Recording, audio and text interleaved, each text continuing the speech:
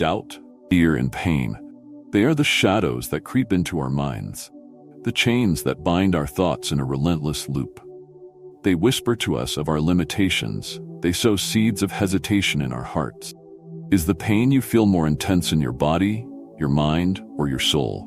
As you grapple with the losses of the past and the lingering ghosts of what could have been, you find your self-confidence dwindling, your sense of purpose slipping away. You become a stranger to yourself, your spirit dulled by the weight of endless doubt. Every step forward seems shackled by uncertainty. I can't go on. I don't have the strength, you hear yourself say, as you become ensnared in the web of your own fears. But here, at this very crossroads, lies your moment of choice. Pivotal point of your journey. Will you let life toss you around like a leaf in the wind, or will you stand firm, take hold of your destiny, and shape your own path? The Stoics teach us that we always have a choice, to be passive spectators or active participants in our own lives. You have the power to seize control, to face the future with courage, and to break free from the chains of your past. To ask questions that dare to challenge the very fabric of your existence, questions that push you beyond the boundaries of your comfort zone. To unleash the power within you like a storm, to rise with the strength of a hurricane, to illuminate your path like a bolt of lightning piercing the darkest sky. Do you carry the weight of what-ifs? Good. These are the stepping stones to growth, the markers of lessons learned, catalysts for transformation. To say if only is to recognize where you've been, but more importantly, it points to where you have the potential to go. The Stoic path is not one of regret, but of reflection, of learning, of rising after every fall, not to the heights of mere achievement, but to the heights of self-discovery and true understanding. Today, I invite you to embark on a journey to reclaim your inner strength, break free from the chains of doubt and fear, find your true self again. We will explore 7 Stoic principles, each a step towards reclaiming your power, rebuilding your confidence, and living a life in alignment with your true values. Let us begin this journey together, and may you find the courage to take that first brave step. As we draw this journey to a close, remember that the path of the Stoic is not about perfection, progress.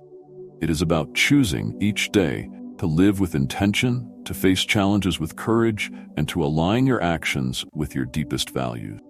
The 7 steps we've explored are not just philosophical musings. They are practical, actionable tools to help you navigate the complexities of life with strength and wisdom. From identifying your true desires to mastering the art of deliberate action, from building emotional resilience to living in alignment with your core values, each step is a brick on the road to a life of purpose, a life of meaning, life well lived. So I challenge you now, take these lessons to heart. Reflect on them, integrate them into your daily routine, and watch as they transform not just your mindset, but your very being. Remember, the power to change your life is in your hands. Choose to live boldly, authentically, and with the wisdom of the Stoics as your guide. The journey of 1,000 miles begins with a single step. Make that step today.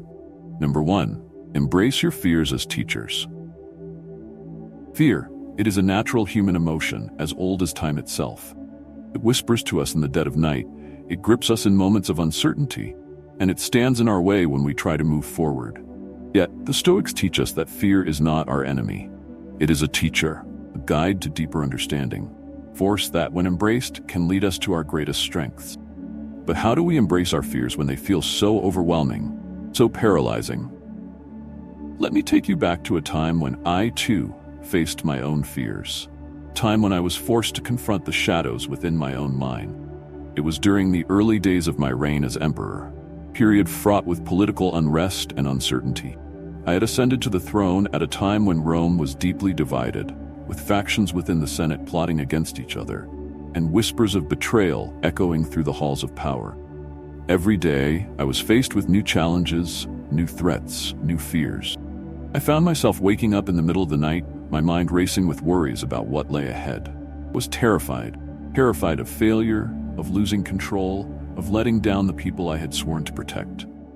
One evening, after a particularly trying day, I sought the counsel of my trusted advisor, Rusticus. He had been a mentor to me for many years, a man of great wisdom and insight. Seeing the fear in my eyes, he asked me, "Marcus, what is it that you fear most?" I hesitated, unsure of how to articulate the turmoil within me. "I fear losing Rome," I admitted.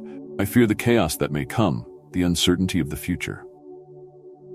Rusticus nodded thoughtfully and said, "Fear is a natural response to the unknown, but it is not the fear itself that should concern you. It is how you respond to it. Fear can either be a force that paralyzes you or a teacher that guides you." His words struck a chord deep within me. I realized that I had been allowing my fears to control me, to dictate my actions, to cloud my judgment. I decided that night to take a different approach. Instead of running from my fears, I would face them head on. I would confront them. I would learn from them. I began to spend time each day in quiet reflection, examining my fears, understanding where they came from, what they were trying to tell me. I asked myself, what is the lesson in this fear? What can I learn from it? How can it make me stronger? Over time, I began to see my fears not as obstacles, but as opportunities for growth. I realized that my fear of losing control was rooted in a deeper desire for order, for stability, justice. I used this understanding to guide my actions, make decisions that were not driven by fear, but by a commitment to my values, to my principles, to the greater good of Rome.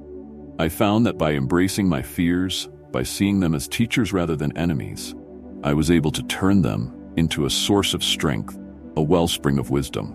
Consider the story of a Roman soldier who, despite his bravery, was haunted by a fear of death. Every time he entered the battlefield, he could feel the fear gripping his heart, his hands trembling as he held his sword. One day, an old veteran approached him and said, "Fear is a companion that walks with every warrior, but it does not have to be your master. Let it guide you, let it teach you. It is a reminder that you are alive, that you have something worth fighting for." The soldier took these words to heart. He began to see his fear not as a weakness, but as a teacher, a guide that helped him stay sharp, stay focused, stay alive. Over time, his fear became his strength, driving him to fight with greater courage, with a clearer mind, the stronger heart. Or think of a Roman philosopher who, despite his wisdom, was plagued by a fear of failure. He was terrified of making mistakes, of being judged by others, of falling short of his own high standards. For years, he allowed this fear to hold him back, keep him from pursuing his true passion. One day, he decided to confront his fear head-on. He began to write openly about his struggles, his doubts, his failures. He shared his fears with his students, his peers, his readers, and in doing so, he discovered something profound. His fear of failure was not a barrier, but a bridge, a path to deeper understanding, to greater wisdom, to true connection. He found that by embracing his fear, by sharing it openly, he was able to transform it into a source of strength, tool for growth, a catalyst for change. People often see fear as something to be avoided, something to run from, something to suppress. But the Stoics teach us that fear, like all emotions, is a natural part of the human experience. It is not the presence of fear that matters, but how we choose to respond to it. Do we let it control us, or do we use it as a guide, a teacher, a source of strength? There is a profound wisdom in embracing your fears as teachers. I once met a young merchant who, after a series of bad investments, was on the brink of financial ruin. He was terrified of losing everything he had worked so hard to build. I told him, "Your fear is a sign that you care, that you are invested, that you have something to lose. Use that fear, let it guide you, let it teach you, let it make you stronger." He took my advice to heart and began to approach his business with a new perspective, a new understanding, a new resilience. He found that by embracing his fear, by learning from it, he was able to turn his fortunes around, to rebuild his business, find success not in spite of his fear, but because of it. So, how do you embrace your fears as teachers in your own life? Start by facing your fears, by acknowledging them, by understanding them. Ask yourself, what is this fear trying to teach me? What can I learn from it? How can it make me stronger? Use your fears as guides, as tools for growth, as opportunities for self-discovery. Remember, as I have often reflected, if you are distressed by anything external, the pain is not due to the thing itself, but to your estimate of it, and this you have the power to revoke at any moment. By embracing your fears as teachers, you reclaim your power, your strength, your capacity to grow. And most importantly, by choosing to see fear not as an enemy but as a teacher, you embrace the path of courage, of growth, of wisdom. This, my friends, is the path of the Stoic. To face fear, to learn from it, grow through it, and to emerge stronger, wiser, and more resilient. Number 2, redefine your failures as stepping stones. Failure. It's a word that carries a heavy weight, a shadow that follows us, whispering of our limitations, our mistakes, our shortcoming. Many fear it, avoid it, shun it as a plague. But the Stoics teach us a different perspective. Failure is not the end. It is a beginning, a necessary step on the path to wisdom and growth. It is not a marker of defeat, but a stepping stone to success. To redefine your failures as stepping stones is to see them not as barriers, but as opportunity, as lesson, as guides on the road to self-mastery. Allow me to share a story from a time when I was faced with a failure that tested my resolve. It was during a military campaign on the frontiers of the empire. We had faced a formidable enemy, one that seemed to know our every move, anticipate our every strategy. Despite our best efforts, our forces were driven back, suffering a series of defeats that left us demoralized and disheartened. As emperor, I felt the weight of these failures keenly. I had made the decisions, I had given the orders, and now my men were paying the price for my mistakes. One evening, as I sat by the campfire, surrounded by my weary generals, I could feel the heavy silence of disappointment and doubt. I knew that they looked to me for answers, for direction, for strength. But I, too, was filled with doubt. I felt as though I had failed them, failed Rome, failed myself. I was tempted to retreat, to return to Rome and accept defeat. But then I remembered a lesson from my studies of Stoic philosophy, a teaching from Epictetus. It is impossible for a man to learn what he thinks he already knows. I realized then that my failures were not a reflection of my worth, but of my understanding, or rather, my lack of understanding.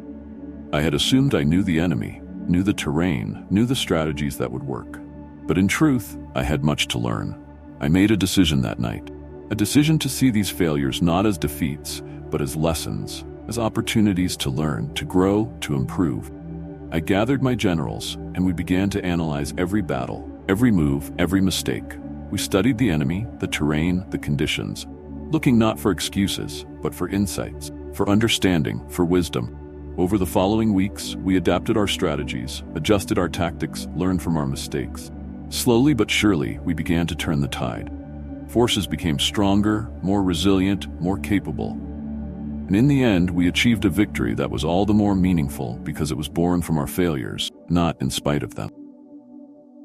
I learned that day that failure is not something to be feared, but embraced. Not a curse, but a blessing in disguise. Consider the tale of a Roman sculptor, a master of his craft, who was commissioned to create a statue of a great general. He worked tirelessly for months, carving every detail with precision and care. But on the day of the unveiling, disaster struck. As the statue was being moved to its pedestal, it fell and shattered into pieces. The sculptor was devastated, masterpiece reduced to rubble. Many advised him to abandon the project, to accept the loss and move on. The sculptor refused to be defeated by his failure.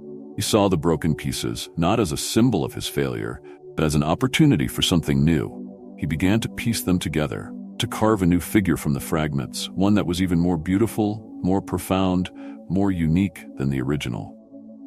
His work became a masterpiece, not because it was perfect, because it was born from failure, from resilience, from creativity.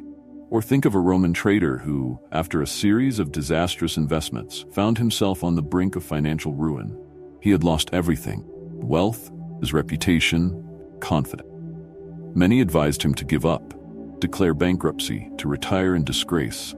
But the trader refused to see his failures as the end.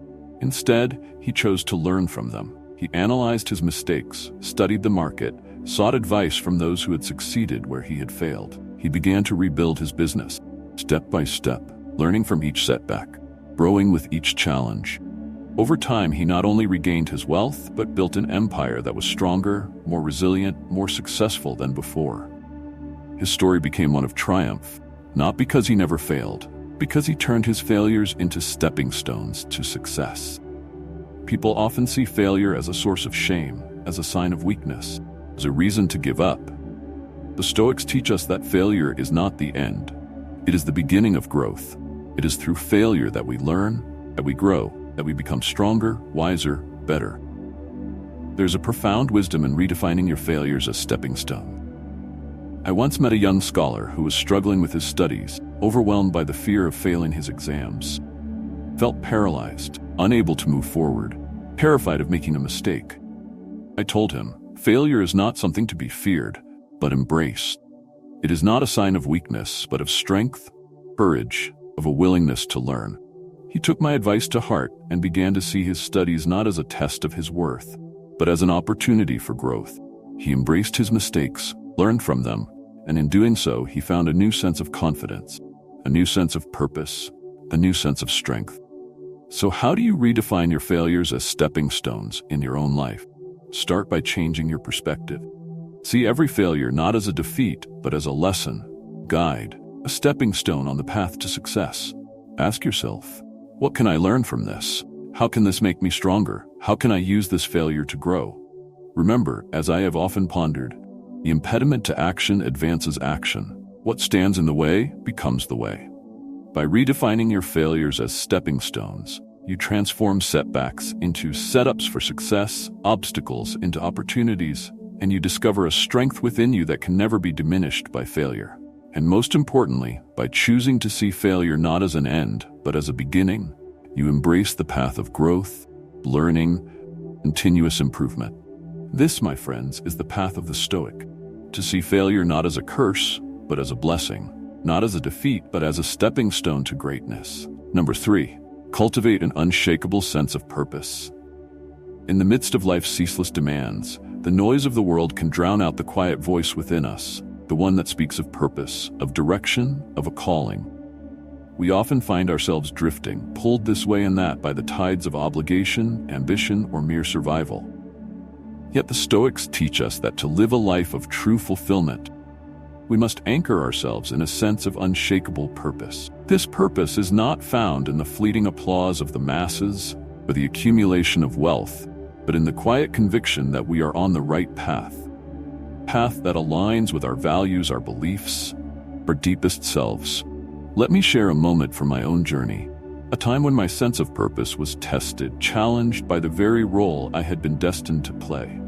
It was during the height of my reign as emperor, a time when Rome was at its zenith of power and influence, yet also teetering on the edge of moral decay.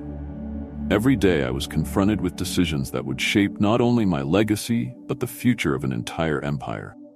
I was surrounded by advisors, each with their own agenda, each whispering in my ear of what I should do, what course I should take. The weight of these responsibilities bore down on me like a great storm, threatening to sweep me away. One night, unable to sleep, I wandered through the palace gardens, seeking solace among the ancient olive trees. As I walked, I thought about the countless generations that had come before me, each faced with their own struggles, their own decisions, their own sense of purpose. I remembered the teachings of my Stoic mentors, who often spoke of the inner citadel, that place within us that remains untouched by external events, fortress of the soul where true purpose resides. I asked myself, what is my true purpose as emperor? What am I here to accomplish? As I stood beneath the stars, I found my answer not in the grandeur of Rome or the power of my title, but in a simple truth. My purpose was to serve not myself, but the people of Rome, to lead with wisdom, with justice, with compassion. It was a purpose that transcended the throne, the palace, the very walls of the city. It was a purpose that connected me to something greater than myself, something eternal, something unshakable. From that moment on, every decision I made was guided by this sense of purpose. I sought not the favor of the Senate or the adoration of the crowds, but the welfare of the people, the stability of the empire, the principles of justice and fairness. I knew that my reign would not be measured by the battles won or the monuments built, by the legacy of peace, of prosperity, of a Rome that stood strong and united. I found that by cultivating this unshakable sense of purpose, I was able to navigate the storms of leadership with a clear mind, a steady hand, and an unwavering heart. Consider the story of a Roman farmer who, despite his humble means, possessed a profound sense of purpose. Every morning before the sun rose, he would walk out to his fields, his heart filled with a quiet determination. His purpose was not to amass wealth or fame, but to cultivate the land, provide for his family, contribute to his community. He faced droughts, floods, and pestilence, yet he remained undeterred. His neighbors marveled at his resilience, his calm in the face of adversity. One day, a young man asked him, "How do you remain so steadfast, so committed, even when times are hard?"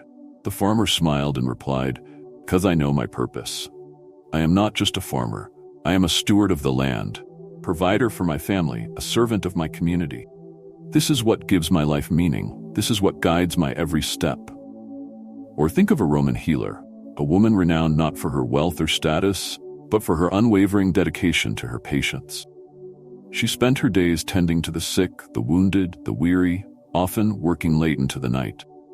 Many wondered why she continued to work so tirelessly, often at great personal cost. One day, a young apprentice asked her, "Why do you do this? Why do you give so much of yourself?" She looked at him and said, "Because this is my calling. My purpose is to heal, to care, to serve. It is not a job, but a duty, a privilege, a responsibility. It is what gives my life meaning, what fills my soul with joy, even in the darkest of times." People often think that purpose is something grand, something elusive, something reserved for the few. But the Stoics teach us that purpose is not found in the extraordinary, but in the everyday, in the choices we make, in the values we uphold, in the lives we touch. There is a profound strength in cultivating an unshakable sense of purpose. I once met a young artist who was struggling to find her place in the world. She was torn between her passion for painting and the pressure to pursue a more practical career.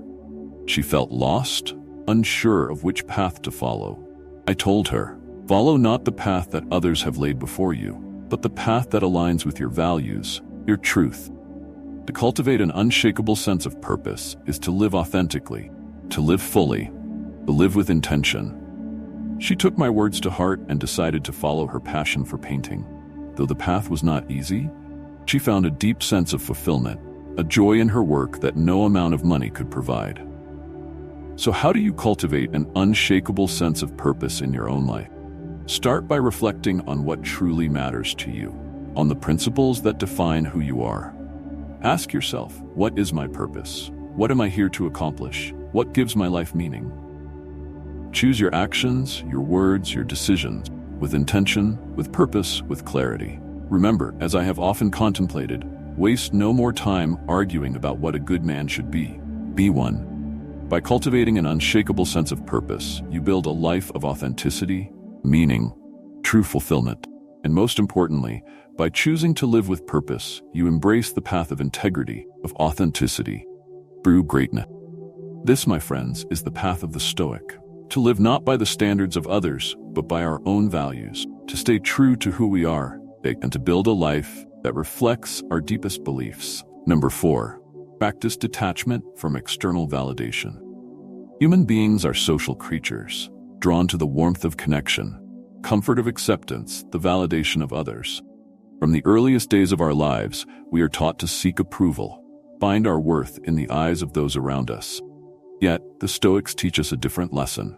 True strength, true fulfillment, comes not from the applause of others, but from the quiet assurance that we are living in accordance with our own values, our own principles, our own truth. To practice detachment from external validation is to reclaim your inner power, to free yourself from the chains of others' opinions, and to stand firm in your own self-worth. Let me take you back to a moment in my own life when I was faced with the challenge of detaching myself from the need for external validation. It was during a time of great tension in Rome. The empire was vast, its people diverse, and their opinions even more so. As emperor, I found myself the subject of constant scrutiny, endless judgment. Every decision I made was dissected, debated, and often criticized by those who believed they knew better. It was easy to be swayed by the tides of public opinion, to seek the approval of the masses, to act not from conviction, but from a desire to be liked, to be praised, be accepted. One day, as I sat in my study, reviewing the latest petitions and requests from the Senate, I felt a wave of frustration wash over me. No matter what I did, there were always those who would find fault, those who would criticize, those who would question my motives, my judgment, my decision. I was tempted to give in, to appease, to seek the path of least resistance.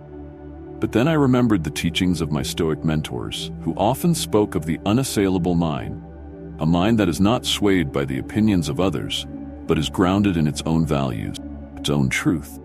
I realized that I had been allowing the voices of others to dictate my actions, to influence my decisions, to shape my sense of self.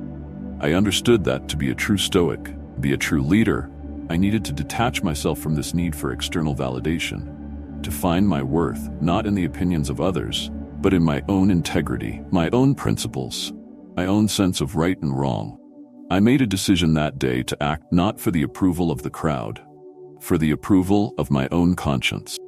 I chose to lead not with an eye on the applause meter, but with a focus on what I believed was just, what I believed was right. From that moment on, I found a new sense of freedom, a new sense of strength.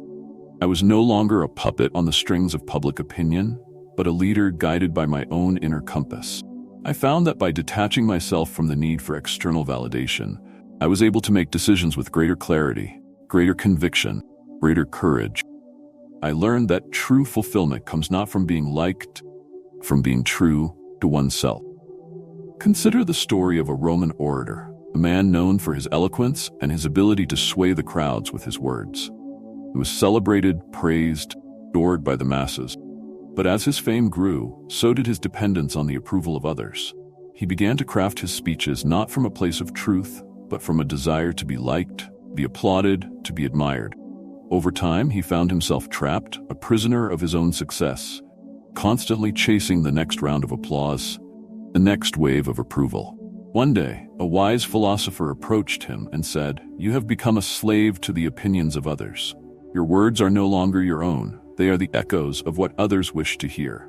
To be free, you must speak from your own truth, not from the desire to be liked, from the desire to be true."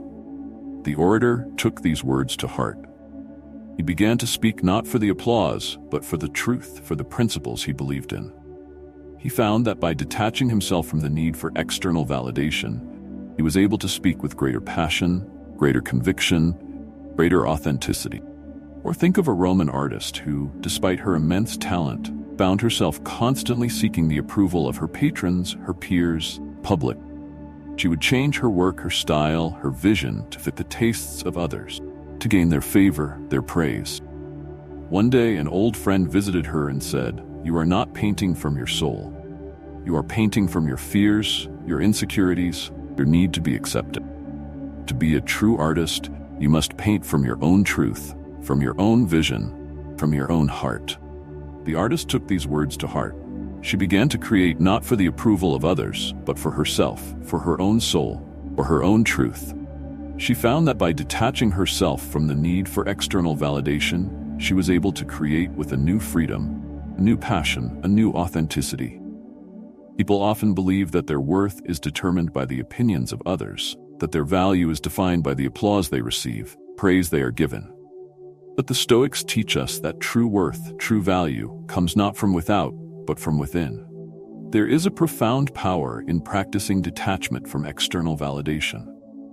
I once met a young warrior who, despite his bravery, was constantly seeking the approval of his comrades, his commanders, his friends. He would take unnecessary risks, push himself to the brink, all in the hopes of being recognized, being praised, being admired.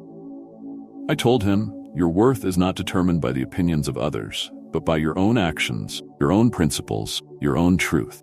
To be a true warrior, you must fight not for the approval of others, but for the values you hold dear." He took my words to heart and began to fight not for the applause, but for the principles he believed in. He found a new sense of purpose, a new sense of strength, a new sense of freedom. So, how do you practice detachment from external validation in your own life? Start by recognizing that your worth is not determined by others, but by yourself. Ask yourself, am I living for the approval of others or for the approval of my own conscience? Am I seeking to be liked or to be true? Choose your actions, your words, your decisions with a focus on your own values, your own truth, your own sense of right and wrong. Remember, as I have often reflected, it never ceases to amaze me.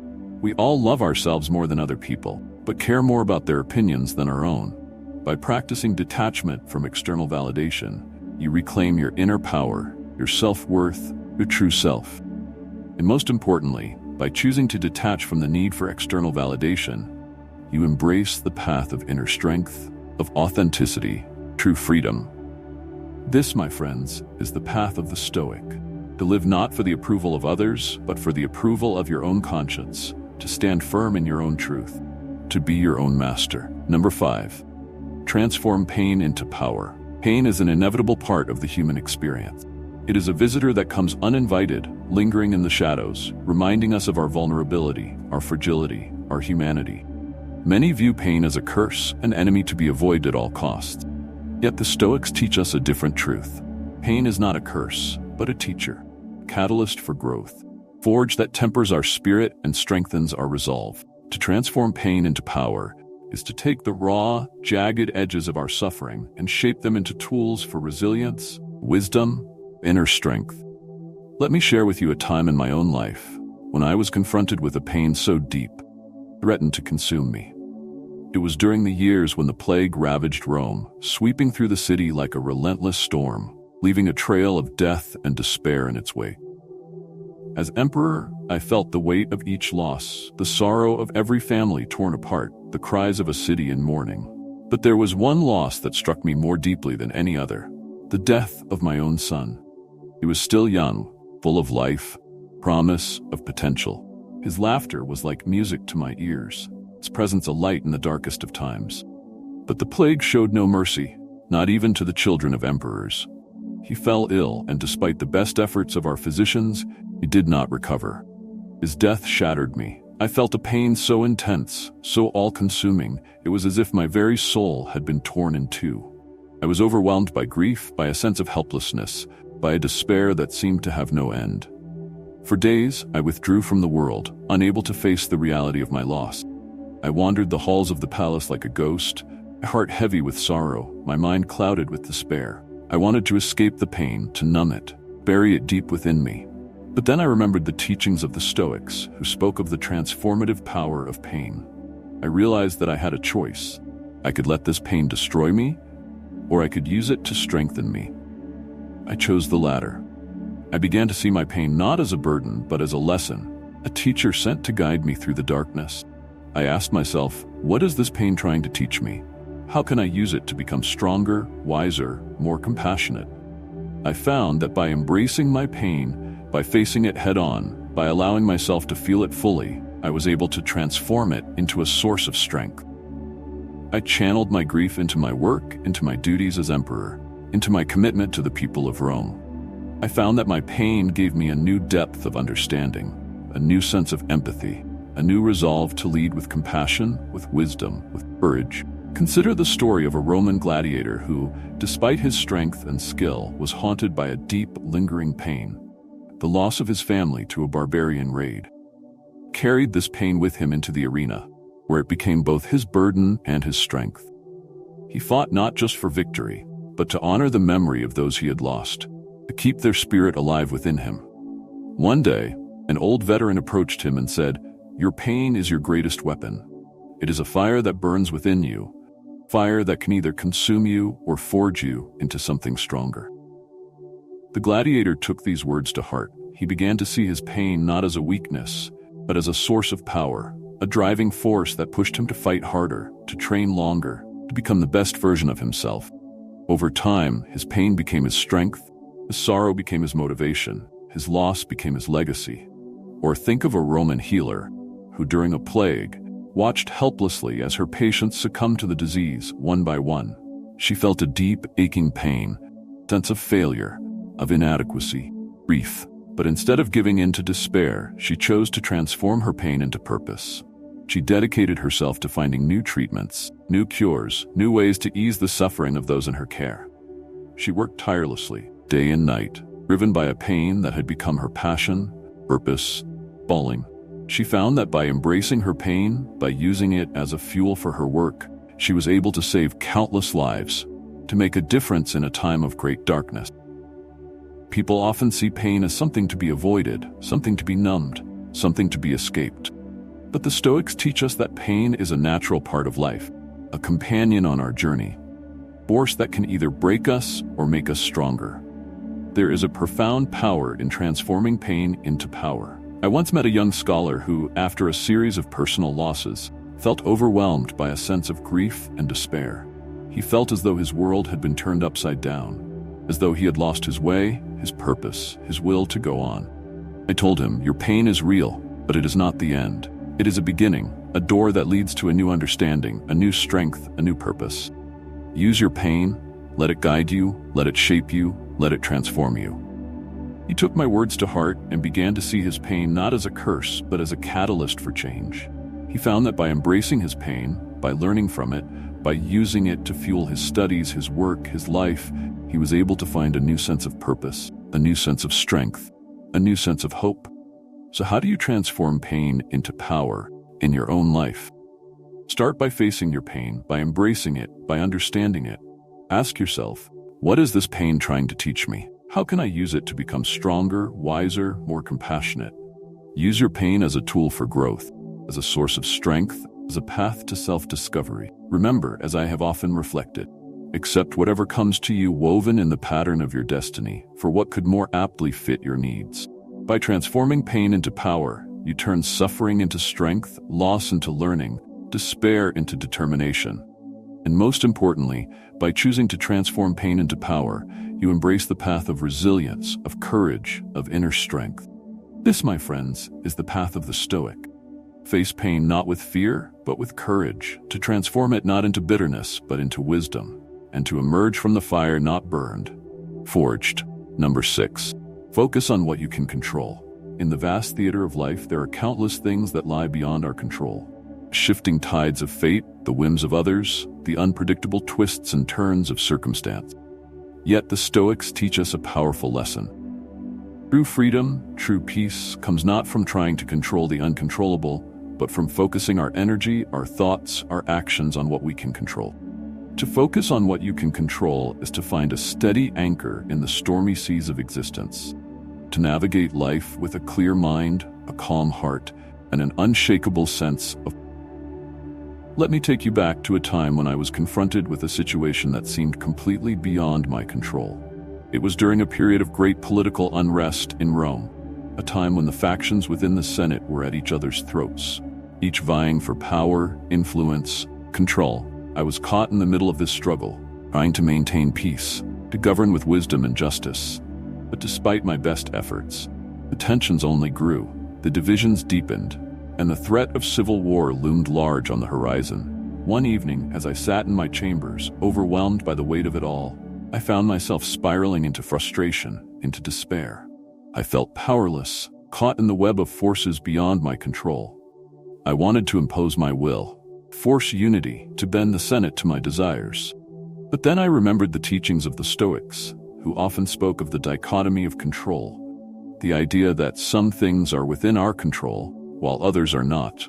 I realized that I had been wasting my energy, my focus, on things I could not change, while neglecting what I could.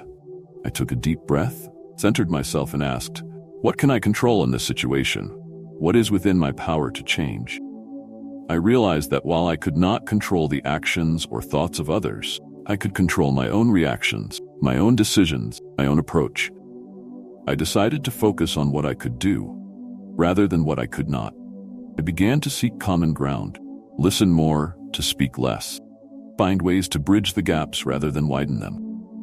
Over time, I found that this shift in focus not only brought me a greater sense of peace, but also helped to ease the tensions within the Senate, to build a foundation for dialogue, for understanding, for cooperation. Consider the story of a Roman sailor caught in a fierce storm at sea. The winds howled, the waves crashed, the ship tossed and turned like a leaf in the wind. Crew was terrified, convinced that they were doomed, but the captain remained calm, focused, steady. He knew that he could not control the storm, could not change the direction of the wind, could not calm the raging sea. But he also knew that he could control the ship, could steer it through the storm, could navigate it toward safer waters. He focused on what he could control: his ship, his crew, his own mind. And because of this, he was able to guide his crew to safety, to weather the storm, to find calm seas once again. Or think of a Roman philosopher who, despite his wisdom, struggled with a chronic illness that left him in constant pain. For years he fought against it, trying every remedy, every cure, every possible solution. He spent his days consumed by his illness, frustrated by his inability to control it, to overcome it, to be rid of it. One day he decided to change his approach. He realized that while he could not control his illness, he could control how he responded to it. He began to focus on what he could do: eat well, rest, exercise his mind, engage in meaningful conversations, write, reflect, learn. He found that by focusing what he could control, he was able to find a new sense of peace, a new sense of purpose, a new sense of strength. He discovered that his illness, rather than being a curse, was a teacher, a guide that helped him to grow, to learn, become more resilient. People often believe that they must control everything. They must bend the world to their will in order to find peace, happiness, fulfillment. But the Stoics teach us that true peace comes not from controlling the world, but from controlling ourselves. There is a profound wisdom in focusing on what you can control. I once met a young athlete who was devastated after losing a competition. He was consumed by what he saw as the unfairness of the judges, the mistakes of his teammates, the unfavorable conditions of the game. He felt as though he had been robbed, that the world was against him. I told him, "You cannot control the judges or the conditions or the actions of others, but you can control how you train, how you prepare, how you respond. Focus on what you can control and let go of the rest." He took my advice to heart and began to approach his training with a new focus, a new clarity, a new determination. He found that by focusing on what he could control, he was able to improve his performance, his mindset, his results. He discovered a new sense of peace, a new sense of purpose, a new sense of strength. So, how do you focus on what you can control in your own life? Start by recognizing the difference between what is within your control and what is not. Ask yourself, am I focusing my energy on things I cannot change or on things I can? Choose to direct your energy, your thoughts, your actions toward what you can control. Your own choices, your own behavior, your own mindset. Remember, as I have often pondered, you have power over your mind, not outside events. Realize this, and you will find strength. By focusing on what you can control, you reclaim your power, your peace, your path. And most importantly, by choosing to focus on what you can control, you embrace the path of wisdom, of resilience, of true freedom. This, my friends, is the path of the Stoic, to focus not on changing the world, but on changing oneself. To find peace not in the absence of chaos, but in the mastery of one's own mind. Number 7, live each day as if it were your last. Life is but a fleeting moment, a spark in the vast darkness of eternity. We spend so much of our lives caught up in the past or worrying about the future that we forget the most precious gift we have, present moment. The Stoics teach us that to live fully, we must live each day as if it were our last, to embrace each moment with gratitude, with awareness, with intention. To live each day as if it were your last is to free yourself from the chains of regret, from the burdens of tomorrow, and to truly experience the fullness of life. Let me share with you a moment from my own life when I came to understand the profound truth of this teaching. It was during a particularly tumultuous period of my reign, when Rome was under constant threat from external enemies and internal strife. The pressures of leadership weighed heavily on my shoulders. Each day brought new challenges, new decisions, new burden. I found myself often consumed by thoughts of the future, by the endless what-ifs that seemed to multiply with each passing day. I would lie awake at night, my mind racing with worries about the empire, about my family, about my legacy. One day, as I walked through the bustling streets of Rome, I was struck by a sudden realization. I saw a group of children playing in the market square, their laughter ringing out above the din of the crowd. They were so present, so fully alive in the moment, so unconcerned with the past or the future. I realized then that I had lost touch with this simple yet profound truth. Present moment is all we truly have. I understood that to live fully, to lead wisely, to be truly at peace, I needed to learn to live each day as if it were my last. From that day on, I began a new practice. Each morning, as I awoke, I would remind myself, today could be my last day. how will I choose to live it? I focused on being fully present in each moment, whether I was making decisions in the Senate, speaking with my advisors, or simply walking through the gardens of the palace. I learned to savor the small joys, quiet moments, the simple pleasures of life. I found that by living each day as if it were my last, I was able to let go the worries of the future, to forgive the mistakes of the past, and to embrace the present with a full and open heart. Consider the story of a Roman baker who, despite his humble profession, understood the importance of living each day to the fullest. Every morning before dawn, he would rise and begin his work, kneading the dough, tending the ovens, preparing the bread that would feed his community. He did not see his work as a chore, but as a gift, an opportunity to serve, create, to contribute. One day, a young apprentice asked him, "Why do you work so hard, so joyfully, even when no one is watching?"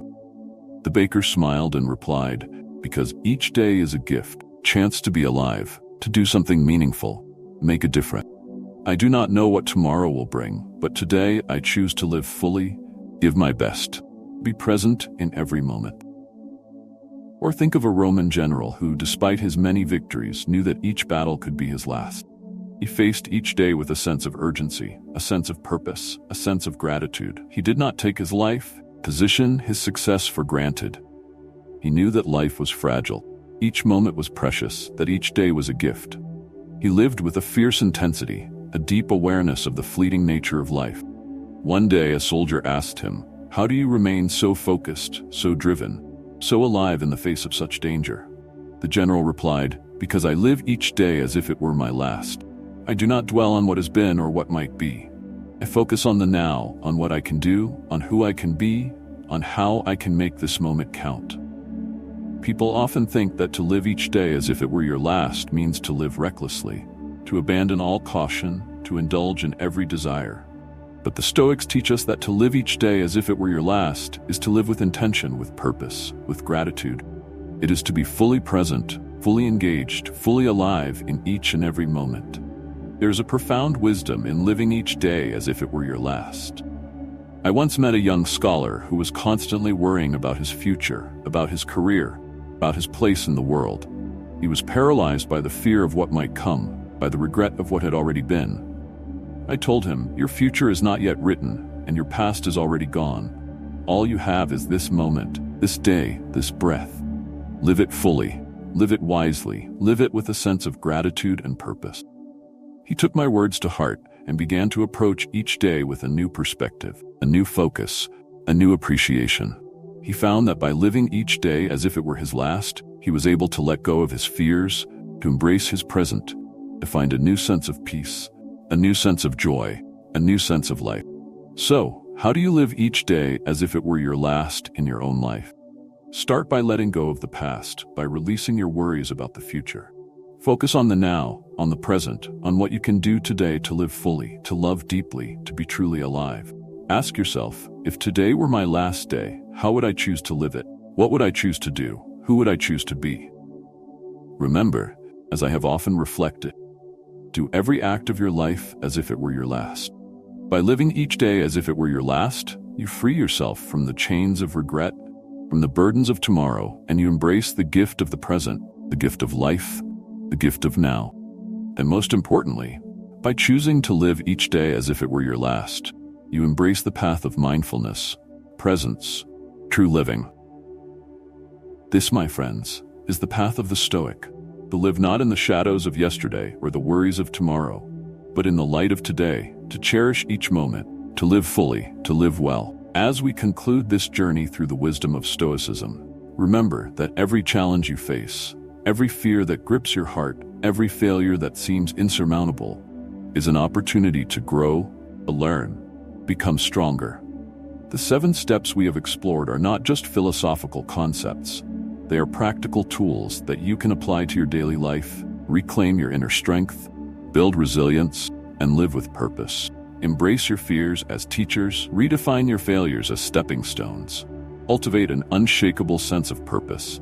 Detach from the need for external validation. Transform your pain into power. Focus on what you can control, and live each day as if it were your last. These are the practices that will guide you through the stormy seas of life, help you navigate with clarity, with courage, with wisdom. Remember, the power to shape your destiny lies not in the hands of fate, but within you.